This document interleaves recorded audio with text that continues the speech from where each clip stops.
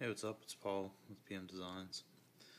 This is the Bauer Macro Ring Flash SFD 14C, and as you can see, it was in the other video mounted to my Canon T3 with the 75-300 lens and the 25mm extension tube.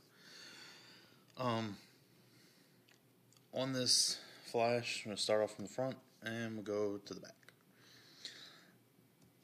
This has a 52mm thread on it, so it'll thread directly onto a lens that uses a 52mm size. Losing part of my backdrop. 52mm size filtered threads on the front.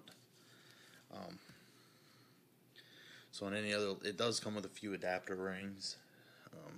If you look it up online, you'll see all the different sizes. On here, I'm using a 58 to 52mm ring. And so basically you have to use step down rings from whatever your filter size is on your lens to fit the 52mm thread on there. On the 40 2.8 lens I have, it'll screw directly onto that because that lens has a 52mm filtered thread size on it. This, once it screws on, it rotates on the lens. It can rotate somewhat freely. This part in the back is, if I can get a clear shot of it, this little ring right here goes all the way down and is what actually you use to tighten it on to the front of the lens. This swivels on this. When I first got it, it was real stiff, and basically when it would go to turn, it would unscrew itself from the lens. So I had to take it apart, and they had a little bit of extra plastic from when it was molded that was in there that I just had to file away, and it works a little smoother now to where it doesn't want to unscrew from the front of the lens. And it's just a straight cord. Some of them have the little twisty cord. I just kind of routed this to where it goes kind of wraps around the lens just to keep it out of the way. And from when I'm out somewhere, I don't have to worry about it getting caught on something and pulling on and breaking it on either end or whatever. This flash is TTL only, which is through the lens metering. I still haven't been able to figure out why this can go up and down, because on the back it has your degrees labeled up here. I have no idea what that's for. Maybe if someone else knows, and you can let me know. The only thing I can think of is that this is just this being just a generic body that they've, instead of putting the flash up here, they've extended a wire out to the flash to go over here.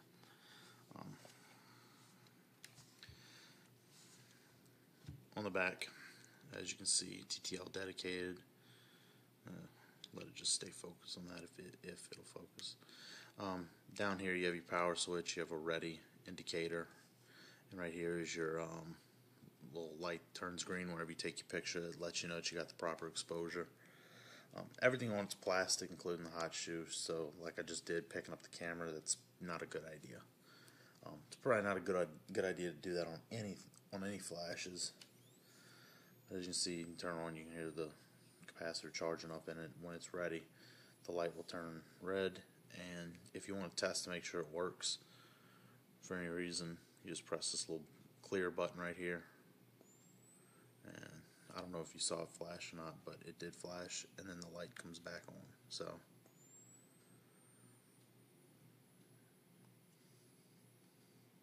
go ahead and turn that off. Earlier I did notice I was having an issue with it misfiring, pretty much not firing at all. And what it was, this screw came loose to where the flash wasn't sitting perfectly, making contact inside this hot shoe. So basically, after thinking that this had a problem, I noticed that it looked in there. I could see that it was shifted back a little bit on the camera body. So I just went ahead, loosened this little, so I can get it to focus on that instead of the background. Loosen this little turny screw, whatever, retainer right here, and slid it forward and locked it back down. And I problem since with it. Yeah. So there you go. That's just more of my macro rig. I'm gonna do a review after I've used this a little bit. It's the Sunpak pistol grip, the catalog number 620 pistol GRPQR.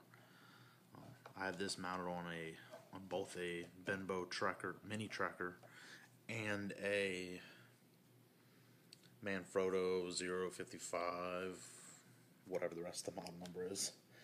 And I have the hot shoe on this camera body. So, reason why I went with this was mainly because the price was decent, and I was thinking that the quick release plate would work on the other tripod that I had. It was just a Walmart $20 special. I kind of figured that the quick release plate for the pistol grip would work with that, so I wouldn't have to keep switching those, but it ended up being the same. And when it came in, I pretty much liked the pistol grip so far, so I decided to get a second one for my other tripod, so now both of my tripods have it. So, and I'm going to do reviews on those at some point. Just been trying to get a good day where I can get out, set up both tripods, and video using both of them. So, thanks for watching, and here's just a shot of it. The shot on the box. Thanks for watching.